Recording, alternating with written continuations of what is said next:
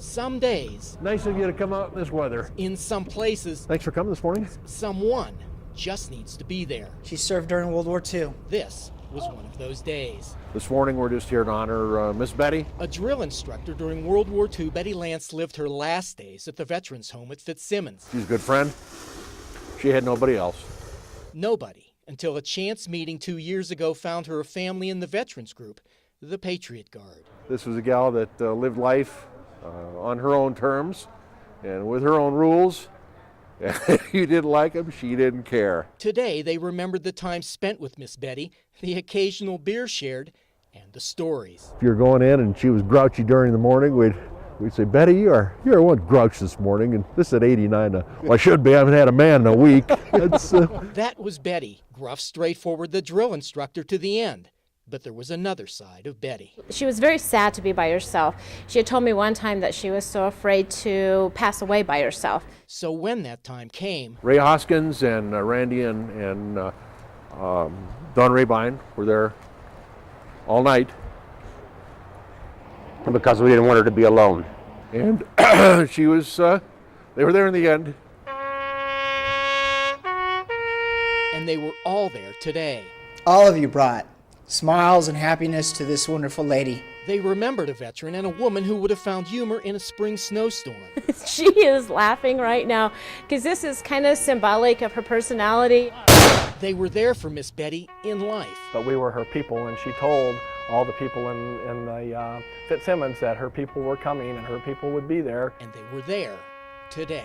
She's a veteran, and she deserves not to be alone or forgotten. At the Fort Logan National Cemetery, this is DWDelozier, 9 News. Just start having units get into the scene now. There may still be somebody actively shooting. And then he pulled out a shotgun. I could see it clear as day. And then he just opened fire on the front rows. I watched 2 shots. He shot once, and it just lit up the theater. And then he cocked and shot again. In those seconds, Pierce O'Farrell came face to face with a killer. When the gunman entered the theater, he was no more than 30 feet away from O'Farrell. He seemed very methodical. He never once said a word. I never heard a single word out of him. Within seconds, the gunman turned the weapon on O'Farrell and his friend. And he said, Pierce, I'm shot, man, I'm shot. I said, me too, just stay down. And then he shot me a second time. The gunfire seemed to go on forever. O'Farrell feared his life would not. I thought he was going to kill me. O'Farrell lay motionless on the floor of the theater, hoping the gunman would take him for dead. And he was standing literally directly above me. I could feel his boot right next to my head. And I just had my face down on the ground. And I just stayed as still as I possibly could. And I prayed and I prayed. And he fired off a couple more rounds. And then he left. Pierce O'Farrell is dealing with wounds to his leg and shoulder that will heal. It's the pain he feels for others that may never heal.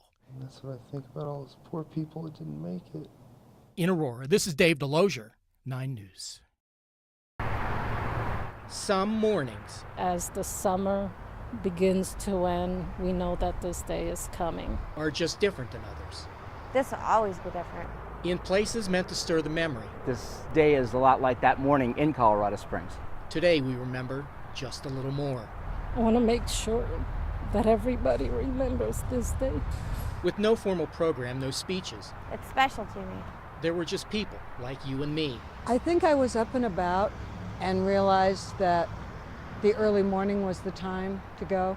Alone with their thoughts, together with the names, and something that hasn't eased with time. I am so grateful for those heroes who went up the stairs when everyone else was coming down. My father's a firefighter for 36 years. I can't really explain it. I mean, this is my family. Everyone on this wall is my family. Some found in a flower or a note a way to say what spoken words can't. We can never, ever forget. The names on the wall, 347 names from that day, also serve to teach. Kids need to know, to realize that all of these people's names on the wall have died for us. Some came to remember a loved one. And I have a relative that was a firefighter, and his name is on this wall. Others to show respect for names they never knew. I was here to honor our heroes. For all, this morning, this day, will always be different. You just remember where you were, you remember what you were doing. You just remember. And in this place, on this morning, remembering hurts, heals, and guarantees something about the future. This will always be September 11th. It will be with us for the rest of our lives. In Colorado Springs, this is DWDelozier, 9 News. It's really pushing up against the I-70 corridor now. Growing to more than 12,000 acres, the Pine Ridge Fire has literally burnt right down to the edge of the Colorado River. Burning in rough open country, the fire is threatening homes in Quebec. Last night, Mesa County Sheriff ordered an evacuation of approximately 50 homes that could be most impacted by the fire. Helicopter and air tankers are being used extensively because fighting the fire in this kind of terrain is flat out tough. Well, there's a lot of things that are kind of against us. One, the weather. It's extremely hot and dry, and the winds pick up in the afternoon, so that makes it more of a challenge. The rugged terrain means it's harder for us to actually get into the fire area in an efficient way. Today, firefighters from around the country started arriving. These crews are from Arizona. There are now firefighters from 9 different states working this fire, some from as far away as Pennsylvania. As we're competing for resources, as a lot of people know, there's a lot of fires going on in Colorado, and we're all starting to compete for the same resources. So far, the fire has burned 3 backcountry structures. There are 35 oil and gas wells in the burn area, but the operators closed them off, which means they are no longer producing oil and gas. With the fire burning so close to I-70, there have been periodic lane closures to the road, something that officials say could happen again if the fire shifts. In Mesa County, this is DWDelozier, 9 News. We start with David, and David, sirens were activated in Boulder tonight over concerns that heavy rainfall had created a surge that was heading down Boulder Creek. Yeah, Mark, you know where I'm standing right now, it might look like I'm standing in Boulder Creek, but I'm not. This is actually a bricked-in sitting area that they created. The actual edge of Boulder Creek is about 20 feet behind me, so that gives you some idea of exactly what the water levels are right now in Boulder. Now, the National Weather Service issued that flash flood warning earlier for this evening for the central Boulder area, for Boulder Creek, and for the 4-mile burn area. That all happened because of about 1.5 inches of rain fell in the foothills area west of Boulder in a very short period of time, something that we always fear. We get a storm that gets into these canyons and it dumps a large amount of rain in a short period of time, and it was even compounded by the fact that you've got the 4-mile burn area up there. You don't have a lot of vegetation to hold the moisture onto the slopes, and you wind up with debris and water going into the creek, creating a dangerous situation. They were concerned that Boulder was going to get hit with a 4-foot surge of water. As a result of that, they did issue evacuation orders for some residential areas of Boulder and for the Boulder Creek area. Now, the good news is those evacuation orders have been lifted. I talked to a police officer early, and he tells me that surge of water has passed and it managed to stay within the banks. So that's all good news. The evacuation orders, as I said, have been lifted. But we do have some problems in Boulder County with regard to some road closures, and those road closures are up in the 4-mile canyon area, the Lee Hill area. Those are a result of some debris that's been washed off of the hillsides onto the roads. There's crews up there that are working real hard to try to get single lanes open, hopefully get both lanes open as quick as possible. But as Kathy said, this is going to be a situation that's going to have to be monitored throughout the night. There's storms. One just passed by us just a few moments ago, and Kathy tells me that there's some more just to our west. So this creek is going to have to be something that we're going to watch for the rest of the night. You bet. Mark and Adele, back An there. anxious night up there. DWDelozier reporting live from Boulder. Dave, thank you. The tradition here is really important. Being part of this isn't just something you see, it's something you feel. It feels amazing to just have that opportunity to wear the jersey. And to be a Golden High School Demon. For me, it's a ton of tradition. John Anderson has been the coach here for 14 years and remembers all those teams, those faces, those names. Golden, we kind of pride ourselves on, having tough kids that will respond to some adversity and get after it, and Brad Lukeman was the epitome of that. You see, being a Demon isn't just something you call yourself, it's how you play. Brad Lukeman! He was good. He was a great player, great Demon player, scrappy player. For me, basketball was high school. And for the 4 years Brad Lukeman played here, well, he was never alone. Scotty was just always a fixture in our program. The little brother who watched and learned from the big brother until he graduated. A lot of people like to say he's sort of part of Golden basketball, and He's always dreamed of being a Demon, and There you go, right at 7. So when it came time to go to high school, he's just melted right in. there was no doubt where Scotty would go. The doubt was what he would do once he got here. Yeah, I guess I kind of envisioned that probably ending when he got into the high school situation, that he would, be a manager or be probably involved somehow, but I really didn't envision him as a player. But Coach Anderson did. He would kind of, say, well, maybe he could be a manager and help out, and that's not what Scotty dreamed about on the sidelines there. I mean, he'd done that. He'd been a manager, and he hadn't had the chance to do this until now. Come on, Scotty! A freshman on the freshman team. Uniform's a big part of it for him. Scotty waited 6 years for this. I'm happy. I don't believe in it's somebody's turn unless you earn it. Well, Scott Lukeman has earned it. Not the tallest or the fastest, he does know what it means to be a team. Everybody kind of comes together around Scott. He really brings us together. But that doesn't mean he's not prepared. See that move? Remember it. He definitely feels the excitement in that gym. Yeah, way to go, Cole. And as the end of the game nears for the player who's waited so long, it's time. Come on, Scotty! You need to understand Scott Lukeman isn't on this team because of who his brother is or who the coach is. He's a Demon because of who he is, a basketball player. A kid like Scotty makes everybody understand what sports is all about. And for anyone who doubts what they saw, will doubt no more. Yeah!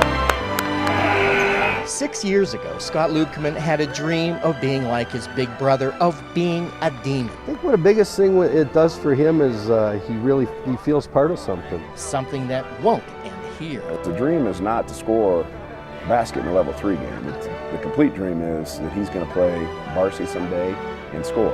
But this was just another first step in achieving that goal and that dream someday, and it was unbelievable. Years from now, the tradition of the Golden High School Demons will still be here, and new students will learn about the teams and the names. That is a name that is pretty important in Golden basketball. And they'll learn what it means to be a Demon. He's been one ever since he came into this gym, and he always will be one. In Golden, this is DWDelozier, 9 News. Shanksville is a quiet, blink-and-you'll-miss-it little town in western Pennsylvania, but it found its place in history 10 years ago on September 11th. For you see, it was right here where 40 passengers and crew members of Flight 93 fought back against terrorism. Shanksville has one street. The census says there's 245 people live there. For almost 200 years, history books had little reason to even take notice of this town. Not a whole lot happening in Shanksville. That all changed at 10:03 a.m. on a day none will forget. Coming from just over that ridge, history found Shanksville. United 93, United 903, do you hear Cleveland? When suddenly there was this I have difficulty describing the loudness of this plane crashing. The house shook. Shaken, too, was an entire country. History remembers that day for the nearly 3,000 lives lost in New York and Washington to terrorism. History remembers Flight 93 for the 40 passengers and crew members who stepped up to stop it. What's just as important about what happened that day is also what didn't happen that day. Flight 93 was 18 minutes away from reaching Washington, D.C., either the U.S. Capitol or the White House as a potential target. And had the 40 people on board not acted in the way that they did, bravely, heroically, courageously, then we might be talking about an entirely different memorial. In the 10 years since, more than 1 million of us have made this walk. It's just something we really needed to come see. Saddest thing. We come here to remember. It's remarkably too easy to put the memories, to bring the memories back. Tough day. We come here to look at that ridge. It was about 50 feet over that ridge when it cleared that ridge. And we try to imagine the unimaginable, what those final seconds must have been like. And I try to put myself on the plane, I think we all do, and think, what would we do? Can't imagine. Excuse me. Sorry. 10 years of time have done little to fade the memories. I think this is just embedded in our memory so much, it's about like yesterday. Now it is quiet here. So very quiet. You really do get, I think, a sense of peace out here.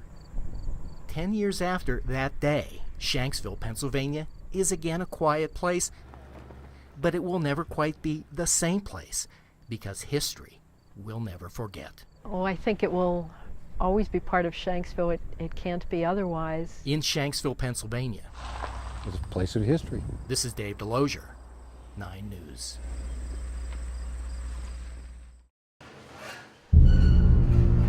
I don't know, for some reason I loved that truck, and Bruce ended up remembering that. It was a gift, an anniversary gift. So my dad had a '59 Chevy pickup. Bruce Hayes knew how much this truck meant to his wife, and he knew how much she meant to him. So he searched and searched until he found it. I walked outside, and he was like, look what I found. The perfect gift, but it was in anything but perfect shape. And it was all in pieces. Literally in pieces. But that was okay. They had built a life and a family together. They would do the same with this. He wanted to do it together. He goes, I was thinking we could do it together. His love guided Bruce Hayes' life for his family and something else. Bruce Hayes was a soldier. A captain in the Wyoming Army National Guard. He was being deployed to Afghanistan. Finishing that old truck would have to wait. What I remember most is we all got our assignments. An assignment that would take Bruce Hayes up a road to a remote village near the Pakistan border. In his path, a roadside bomb. And on 17 September, around 5:30 in the morning, he was killed. And that's when Chaplain came to the door. Gone. The soldier, the husband, the father. But he had left one final gift. Remember that old pickup truck? Well, before leaving, he had paid a local mechanic $17,000 to fix it up. It was to be a surprise. And after he was killed, the guy took the money and ran. It was very difficult. The money was gone, but not the memory of the man. Part of Bruce is just in this truck. He always saw things to the finish. And now the best way to honor a soldier, a friend, was to finish it. Well, they stripped away the rust. Word about this project spread. This thing took a new life. From literally all across this country, Here's a guy out of Massachusetts. came the pieces that would finish what Captain Hayes never got the chance to. I mean, so when you get that kind of feedback across the country, this is going to be a community truck. An engine from Longmont, parts from literally everywhere, all put together at Stevenson Automotive in Denver, while students at Wyotech, a technical school in Laramie, worked to make an old truck look anything but.